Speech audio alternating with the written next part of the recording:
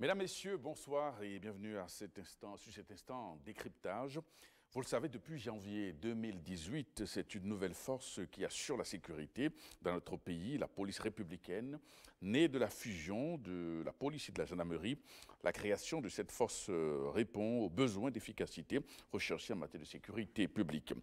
Et depuis quelques mois, on observe quand même sur le front sécuritaire une certaine accalmie.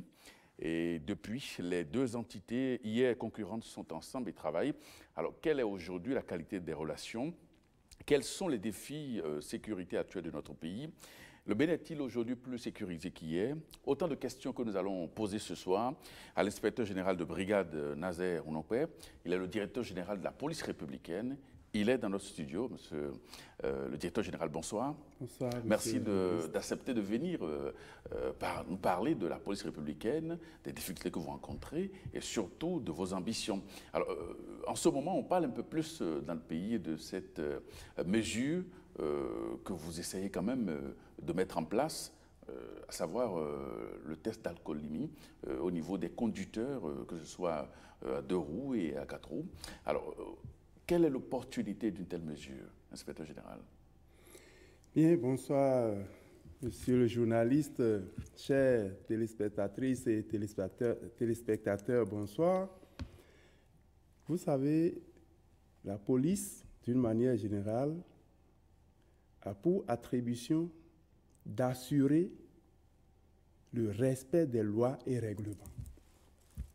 Alors, depuis 1917, la loi du 1er juillet 2017 sur l'ivresse publique interdisait déjà l'usage de l'alcool au volant.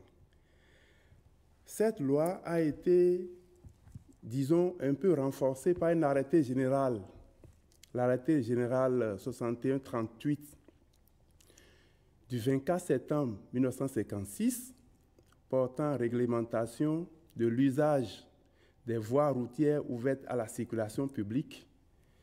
Et en plus, en 1968, il y a eu la Convention de Vienne sur la circulation routière. L'utilisation de la route doit être faite avec beaucoup de précautions parce qu'il y a plusieurs usagers qui partagent cet espace.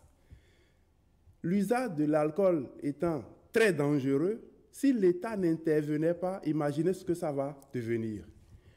Et le gouvernement, notamment le chef de l'État, a dit, vous voulez réprimer l'usage ou bien l'ivresse publique, mais est-ce que vous avez les équipements qui vous permettent de repérer, disons, de dépister les usagers de la route qui ont dépassé le seuil? Ou bien c'est seulement sur les humeurs des policiers qu'on va interpeller les gens. On a expliqué, dit, moi je mets à la disposition de la police les équipements adéquats. Donc ce n'est pas sur un coup de tête que la police se lève pour dire, nous allons... D'abord, c'est parce que les tests existent et le défaut de répression a créé suffisamment de tort. Il y a beaucoup de jeunes cadres qui sont morts comme ça au sortir des boîtes. Ou bien, les week-ends, quand ils vont pour les cérémonies, ils rentrent sous les titans en mauvais stationnement. Donc, on ne peut pas laisser la jeunesse mourir, on ne peut pas laisser, d'une manière générale, les citoyens de ce pays mourir. Qui va faire le développement si tout le monde mourait? Donc, c'est fort de ça qu'on a dit, il vaut mieux utiliser les outils modernes. Et c'est heureux que le gouvernement ait pu décider de nous acheter des alcotests excessivement chers. Donc, voilà ce qui a motivé la direction générale à mettre en œuvre ces dispositions qui existaient depuis plusieurs années. Monsieur le directeur général... Beaucoup, je me permets de continuer, beaucoup disent qu'il y a des problèmes d'hygiène, sur quelle base, quel est le seuil? Moi, je voudrais préciser évidemment, que... j'allais vous demander quel est le seuil. Le seuil, oui. Lorsque vous dépassez 0,5 g d'alcool par litre de sang, vous êtes réprimé. C'est-à-dire, vous pouvez boire jusqu'à 4, mais à partir de 0,5, si vous buvez jusqu'à 0,40 et quelques, c'est toléré. Mais à partir de 0,5 grammes par litre, je crois que vous tombez sous le coup de la loi. Et nous sommes même très en retard dans beaucoup de pays où la législation a été revisitée. C'est les peines correctionnelles, c'est-à-dire l'emprisonnement. Chez nous au Bénin, avec le décret 2894 du 8 avril 2008, n'a institué que des peines pécuniaires, 10 000 francs d'amende. Je crois que ce n'est pas suffisant. Nous devons, je crois que le nouveau code pénal qui est en voie d'être promulgué, j'estime que les députés ont tenu compte de ça. Pour protéger la vie, il faut que la peine soit forte. Et l'alcotest dont nous disposons aujourd'hui... Concrètement, comment l'opération se fait sur le terrain, le contrôle? On n'a pas encore démarré. On a juste lancé, mais déjà, il faut voir les polémiques. Tout porte à croire que les gens n'ont même pas peur de perdre leur vie. On dit, est-ce que vous avez pris les précautions? Il y a tellement de maladies. Moi, je voudrais préciser que l'alcotest, l'appareil est muni d'embouts. Et les embouts sont à usage unique. J'ai amené quelques échantillons. Donc on ne va pas utiliser le... Non. Et lorsqu'on veut vous contrôler, vous êtes en droit de chercher à vérifier si l'embout est toujours dans son emballage. On doit le déballer devant vous et le mettre. Donc, toutes les précautions sont prises en ce qui concerne l'hygiène. Que les gens se calment. Notre objectif, ce n'est même pas de réprimer, c'est de donner l'alerte pour que chacun prenne ses dispositions pour éviter d'être ivre au volant. C'est tout. On ne recherche pas le pécheur. Que chacun prenne ses dispositions en sachant que même s'ils n'ont pas peur de leur propre vie, il ne faut pas qu'ils mettent la vie des autres en danger sur la voie publique. Voilà, monsieur le journaliste, ce que je voudrais préciser. Alors, inspecteur général de brigade, nous enchaînons avec le fonctionnement de la police républicaine. Vous avez une mission de pionnier, vous êtes le premier directeur général de cette force unique, issue donc de la fusion de forces qui était concurrente. Alors, comment se passe aujourd'hui la cohabitation au niveau de ces deux entités qui sont devenues une seule aujourd'hui? Merci. Je crois qu'avant de parler de la police républicaine proprement dite, permettez-moi quand même de présenter un bref aperçu sur d'où nous venons. Parce que si on ne le dit pas, on ne va pas comprendre quelle est la pertinence de cette réforme. Allez-y. Alors, vous savez mieux que moi, vous l'avez dit d'ailleurs dans votre introduction, que l'ex-police nationale et l'ex-gendarmerie nationale étaient plus rivales que partenaires. Investis à peu près des mêmes missions, au lieu de former un bloc pour combattre le crime, au contraire, ces deux entités se livrent à une guéguerre qui profite aux criminels. Puisque le criminel dit ils n'ont pas le temps de s'occuper de nous, ils font la guerre entre eux et le terrain est favorable à toutes sortes de crimes. Et cette situation s'est empirée à un moment donné, au point où, en 2000, un décret avait été pris pour définir les zones d'intervention de la police et la gendarmerie. Pourquoi ça? Parce que, imaginez dans une même ville où il y a un commissariat, il y a également une brigade. Et lorsque deux individus sont en conflit, le premier va porter plainte au commissariat, son antagoniste court pour aller porter plainte à la gendarmerie, dans la même localité, et oppose systématiquement ces structures-là. Et l'État va investir dans la même ville sur un commissariat, sur une brigade, pendant que nous avons plusieurs localités à couvrir. Si on crée des doublons, on ne pourra pas assurer une meilleure couverture. Et c'est d'ailleurs ce qui s'observait. Nous avions à l'époque environ une centaine d'arrondissements qui étaient physiquement tenus. Alors, lorsque le chef de l'État est venu, il a observé le phénomène qui se produisait dans le pays où il y a les braquages, le phénomène de coupeurs de route, les barrages à n'en pas finir, les tracasseries routières. Malgré les injonctions de l'UEMOA, on n'a pas pu lever les barrages. Mais de façon osée, le président, il dit, je ne veux plus entendre parler de barrages sur les axes routiers. Donc, on a levé systématiquement les barrières. Ça, c'était déjà en 2016. Il dit,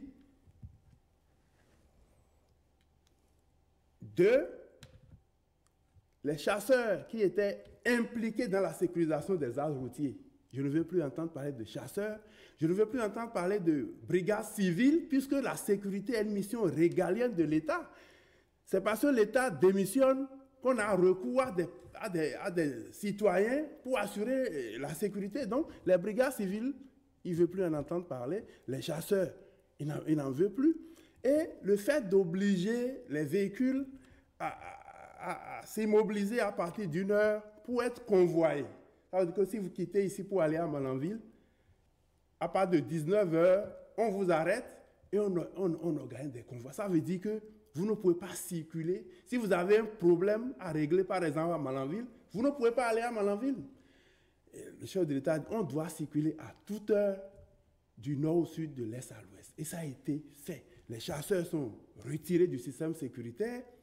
Il n'y a plus de phénomène de coupeur de route. Les braquages, on n'en parle plus. Il a dit, je mets à la disposition des unités les moyens roulants, aussi bien 2 roues que 4 roues. Je vais doter chaque unité d'un budget, c'est ça que nous appelons les ressources additionnelles, estimé à 4 milliards l'année. Ça a été fait. Aujourd'hui, si vous allez dans les unités, chaque unité dispose au moins d'un véhicule. Ça peut être 2 roues ou 4 roues. Et d'une centaine d'unités, d'une centaine d'arrondissements couverts, nous sommes passés du simple au triple. Il y a plus de 300 arrondissements qui sont couverts aujourd'hui, qui ont des unités propres. Et ceci a été fait sans recrutement. Ça veut dire que c'est juste le management de la gouvernance qui a changé. Non seulement les effectifs sont en baisse, lorsque vous comparez les effectifs d'aujourd'hui, 2018, à ceux de 2015, ce n'est pas le même. Puisqu'on n'a pas recruté, il y a des décès, il y a des départs à la retraite.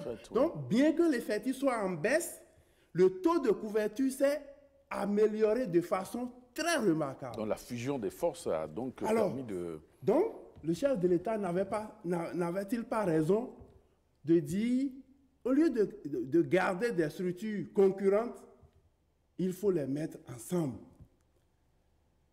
Donc, pour moi, ça a été une décision judicieuse.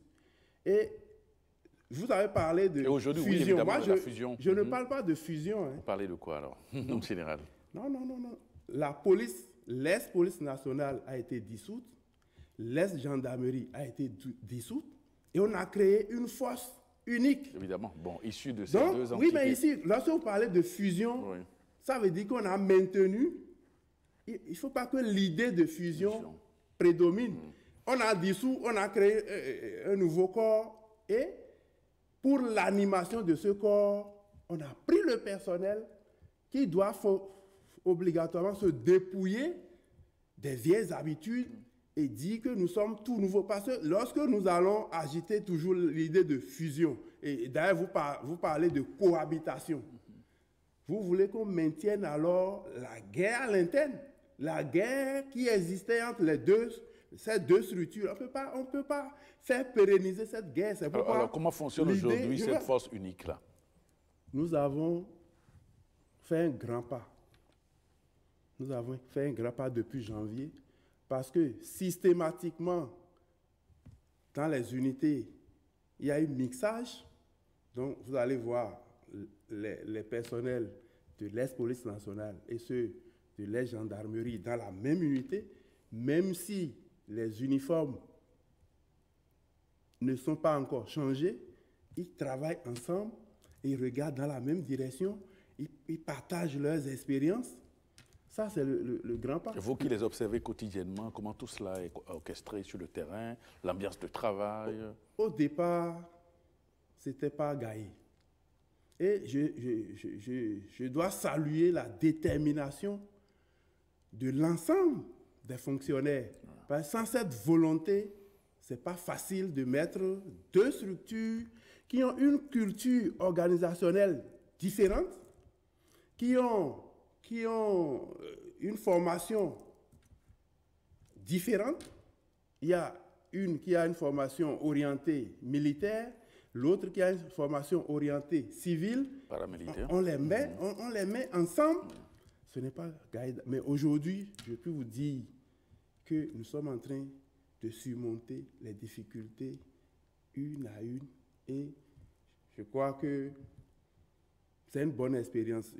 Alors, la question de l'harmonisation des grades, parce que là, c'est aussi le quotidien de cette force unique. Comment tout cela est orchestré? Voilà, c'est la question que tout le monde agite.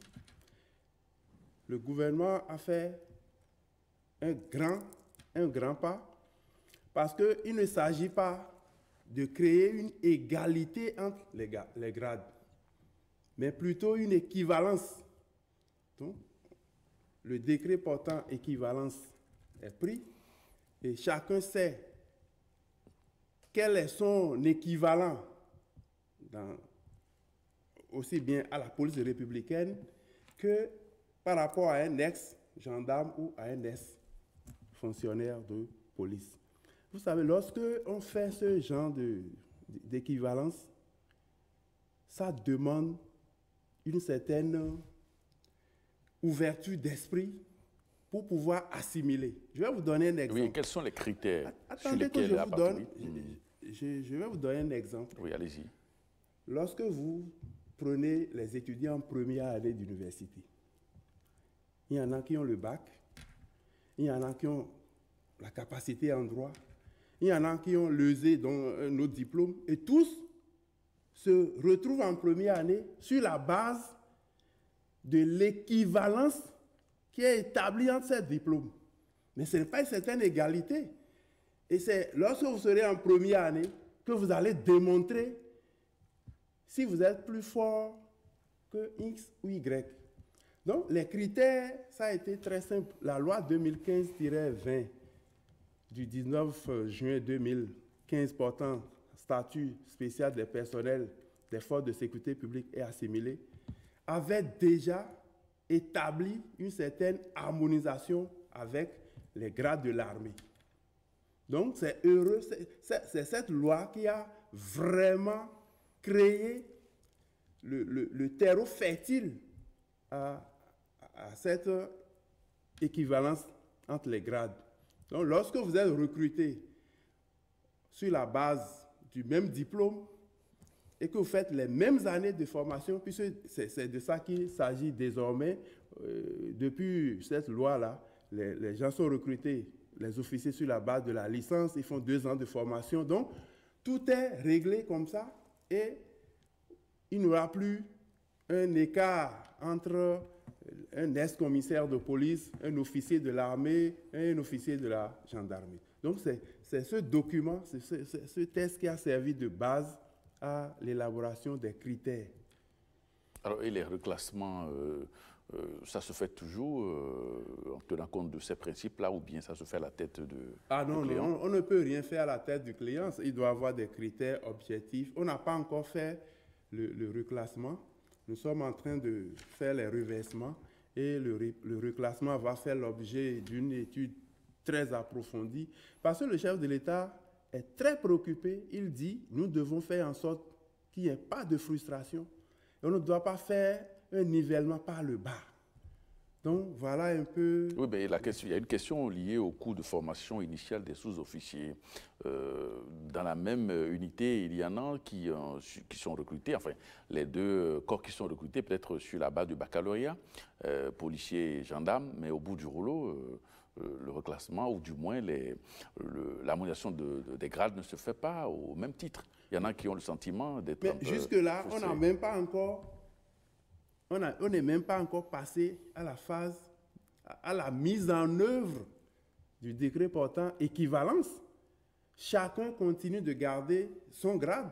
Donc, il ne peut même pas encore avoir problème puisqu'on n'a même pas commencé. Il est vrai qu'au niveau des fonctionnaires de l'ex-police nationale, le reclassement sur la base de la loi 2015-20 a mis du temps et n'est intervenu qu'après la création de la police républicaine. Donc, du coup, les gens pensent que c'est déjà le reclassement. Non. Normalement, ce reclassement devrait terminer bien avant la création de la police républicaine. Malheureusement, ça n'avait pas été fait et n'eût été l'engagement et la détermination personnelle du chef de l'État. Peut-être que la situation allait pourrir, ça allait continuer par traîner, créer beaucoup de frustration. Donc, ceux qui se plaignent aujourd'hui, ils se plaignent par rapport à quoi? Ils se plaignent par rapport à quoi? Il faut qu'on comprenne. C'est quand on va mettre en œuvre les nouveaux galons, les galons de la police républicaine, on va vous dire, vous, X, voilà le galon que vous portez, voilà son équivalence dans la police républicaine. C'est à partir de cet instant qu'on peut dire, et puis cette affaire de j'ai le bac, j'ai ci, chacun a un statut. On ne peut pas, vous ne pouvez pas être recruté à la police nationale et qu'on vous applique les statuts de la gendarmerie et vice-versa. On vous a recruté, vous avez un statut, ce statut s'applique à vous. Vous n'avez pas à faire une comparaison puisque vous n'êtes pas recruté. Pour l'autre corps, vous n'avez pas fait les mêmes formations, vous ne pouvez pas faire cette comparaison-là.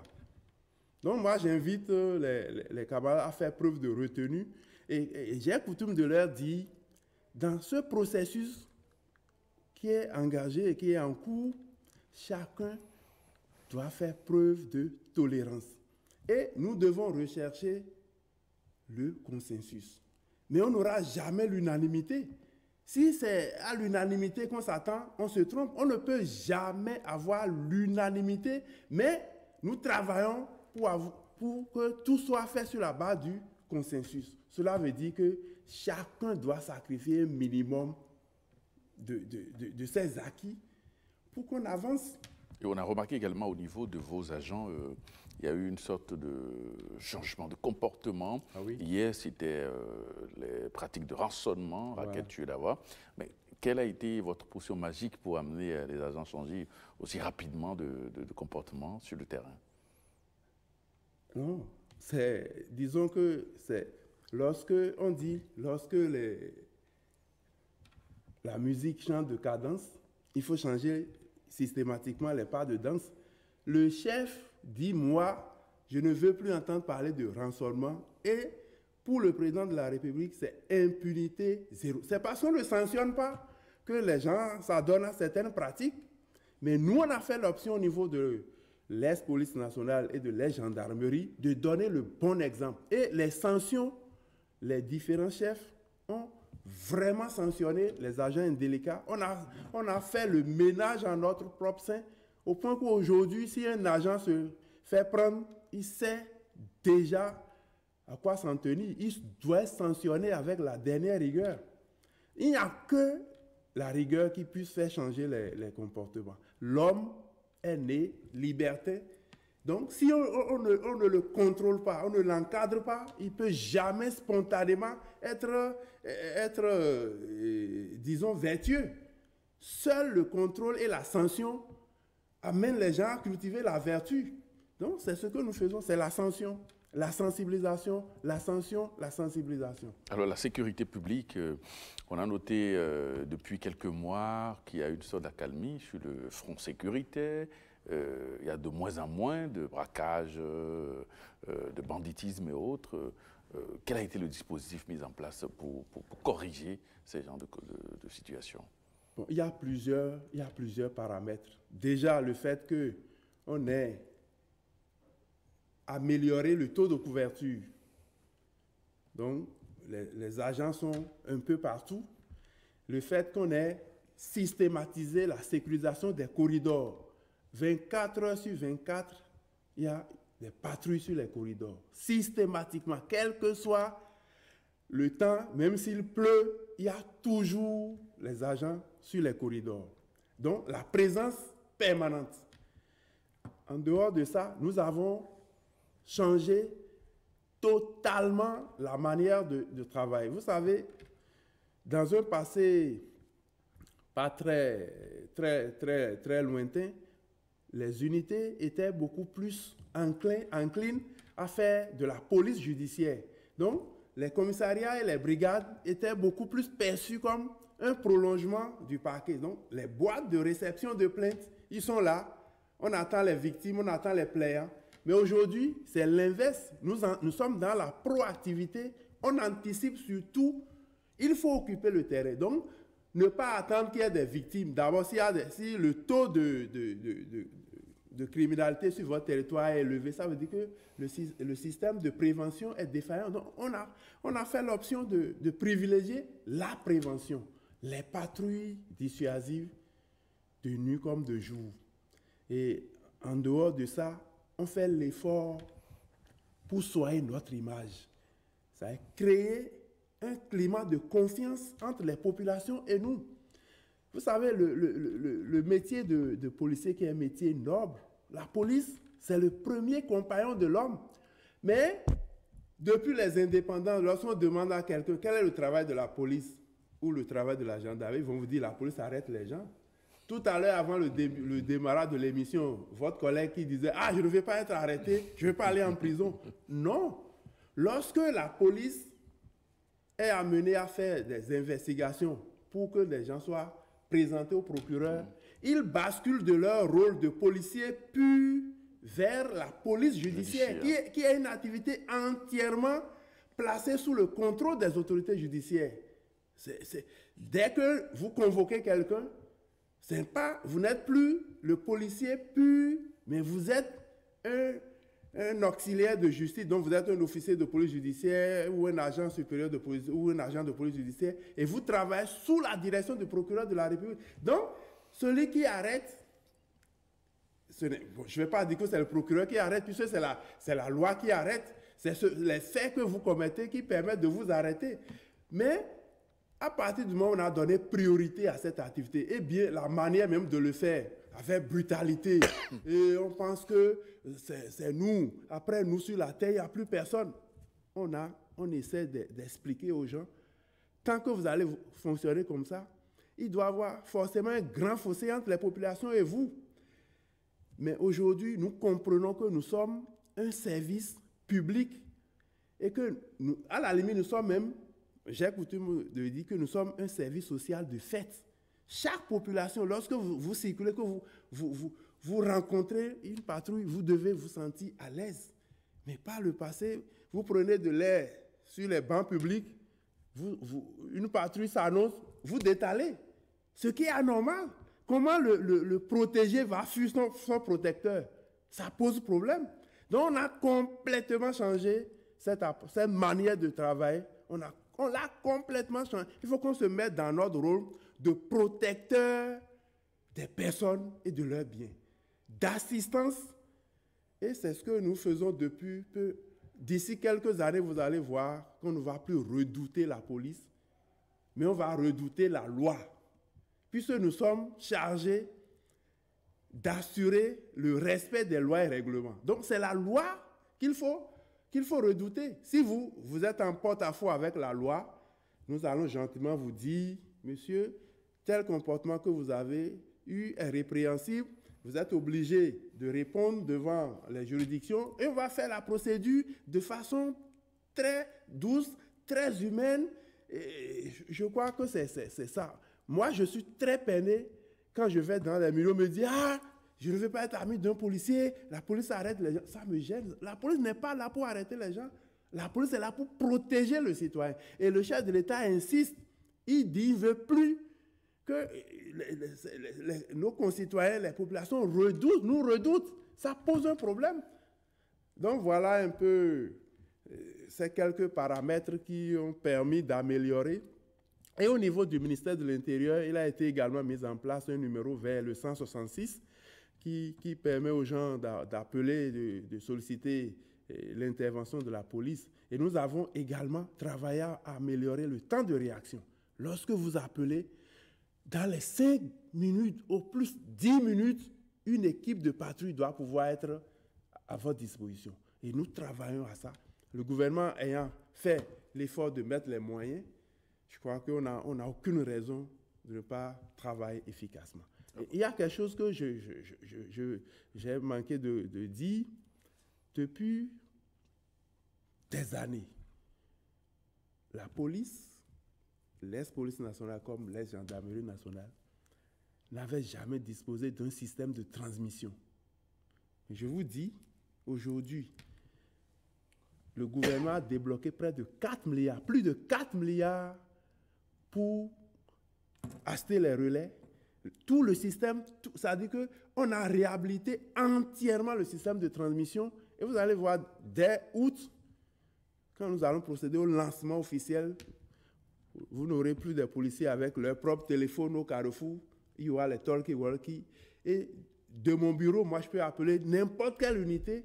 Voilà, ce sont ces outils qui vont nous permettre d'être encore plus opérationnels. Vous avez également essayé des radars par rapport au contrôle de Bien vitesse sûr, c'est sur les toujours dans routes. le cadre de la préservation des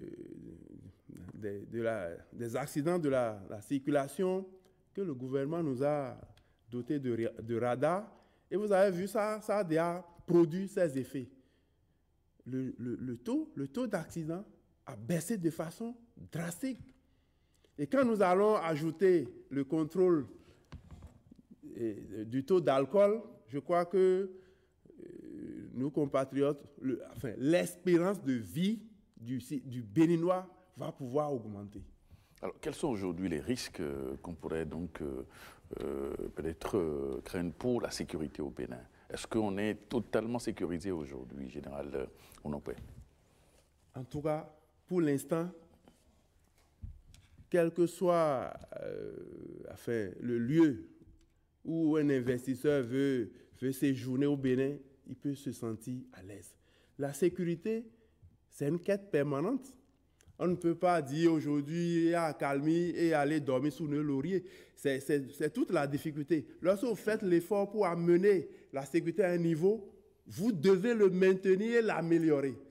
Donc, nous sommes en train de travailler de façon permanente à ce qu'il n'y ait pas un regain d'insécurité et que, au contraire, que le système s'améliore, que chacun puisse se sentir à l'aise. Aujourd'hui, on a encore quelques difficultés dans les quartiers en raison du manque d'effectifs. Mais bientôt, avec surtout que la loi portant statut a été promulguée par le gouvernement, on pourra faire les recrutements et les effectifs vont s'améliorer et on pourra véritablement servir nos concitoyens. Mais l'insécurité zéro n'existe nulle part. Chaque citoyen doit prendre conscience et éviter des comportements à risque. Voilà. Dans la sous-région, il est question de terrorisme, de grand banditisme dans la sous-région. Et quelle est aujourd'hui la situation par rapport au Bénin? Non, je crois que... On est à l'abri des actes terroristes et autres.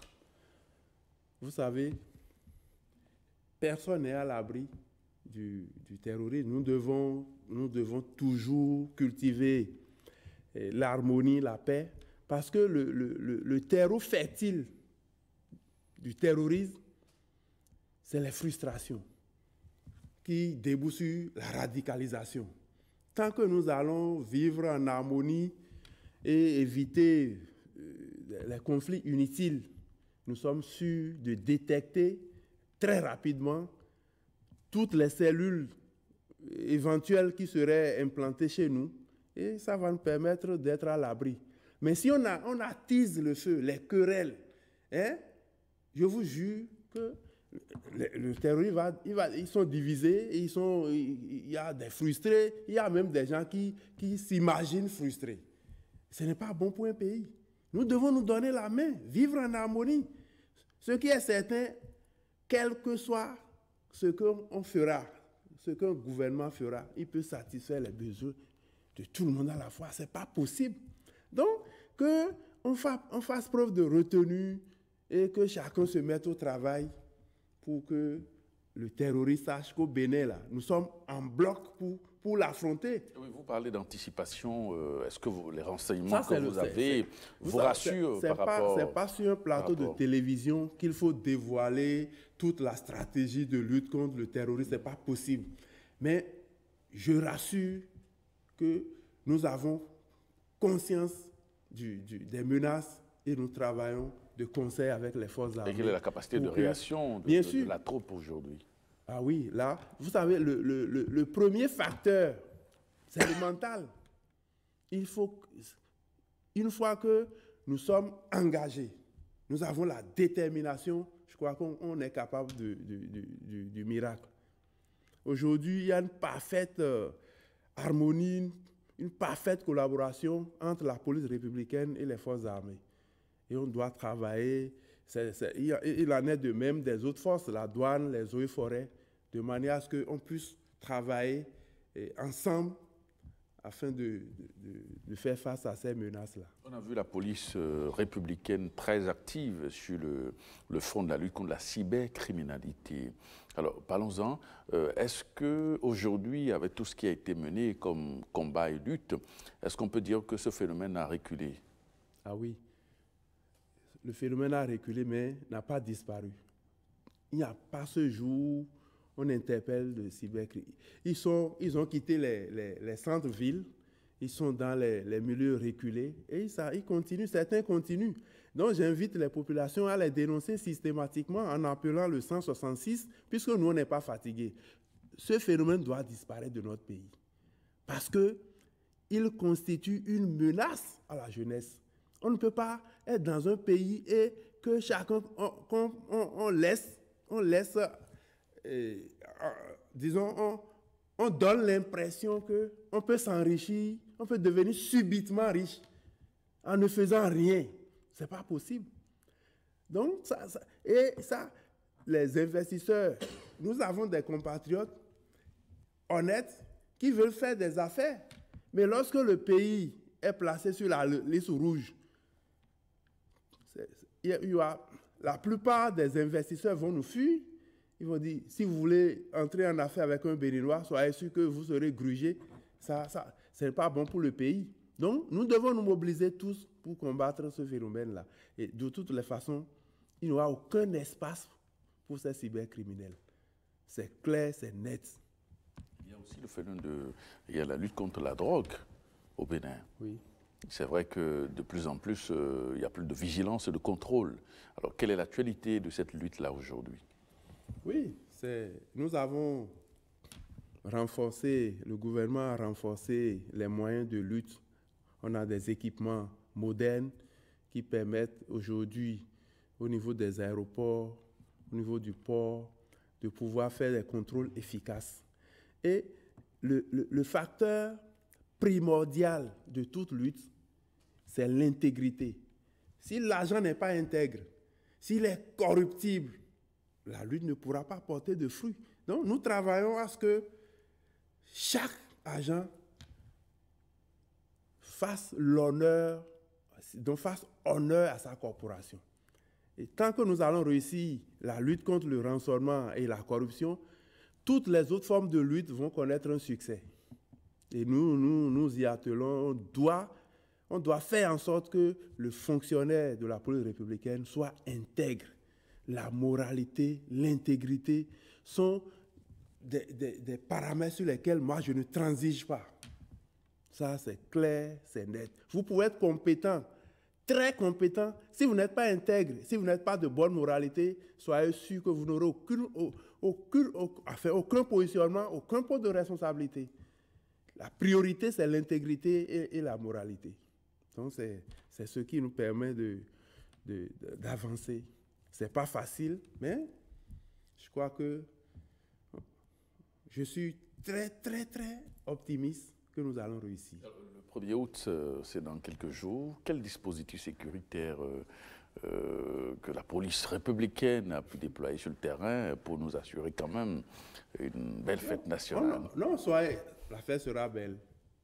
On vous a déjà, on a associé la presse à pouvoir divulguer au maximum le plan de circulation, que chacun respecte. Parce que le mal dont nous souffrons ici, c'est le non-respect des normes. Si chacun respecte, on n'aura même pas besoin d'utiliser la force pour que l'ordre soit rétabli ou l'ordre soit maintenu. Je ne peux pas vous dire dans les détails ce qui est fait, c'est impossible. Si c'est ça que vous attendez de moi, vous ne l'aurez pas. Mais soyez rassurés que nous veillons pour que la fête soit belle, qu'il n'y ait aucun acte attentatoire à la sécurité et à la sûreté de l'État. Alors, inspecteur général de brigade, nous sommes au terme de cet entretien. Votre mot de la fin? Bon, je voudrais rassurer les populations de continuer par nous faire confiance. La police républicaine est totalement différente de l'ex-police nationale et de l'ex-gendarmerie nationale. Aujourd'hui, les brimades, les brutalités, tout ça là, on a tourné dos à ça. Et si éventuellement il y a des gens qui sont brimés, qui n'hésitent pas à aller vers nos directeurs départementaux, ou pourquoi pas venir jusqu'à moi ou à mon adjoint, l'ensemble du commandement, nous travaillons vraiment la main dans la main. C'est heureux aujourd'hui d'être à la police républicaine puisqu'il n'y a plus de conflit entre les acteurs de la sécurité. Et à mes collègues, je les invite au courage et à poursuivre ce que nous sommes en train de faire. Ce n'est pas facile. Pendant que tout le monde dort, nous on est debout. On a sacrifié nos vies. On n'a plus de vie de famille. Et on le fait par amour pour ce pays. Et moi, pour finir, je voudrais lancer un appel à la presse. La presse doit nous accompagner à sensibiliser. Parce que si nous n'évitons pas les comportements à risque, si des gens dans leur maison reçoivent des visites ou bien des gens débarquent dans les quartiers, personne n'est attentif à leur présence pour les dénoncer à la police, je crois qu'on ne peut pas faire du maraboutage. De toutes les façons, quel que soit l'effectif, la police ne peut jamais être derrière chaque citoyen.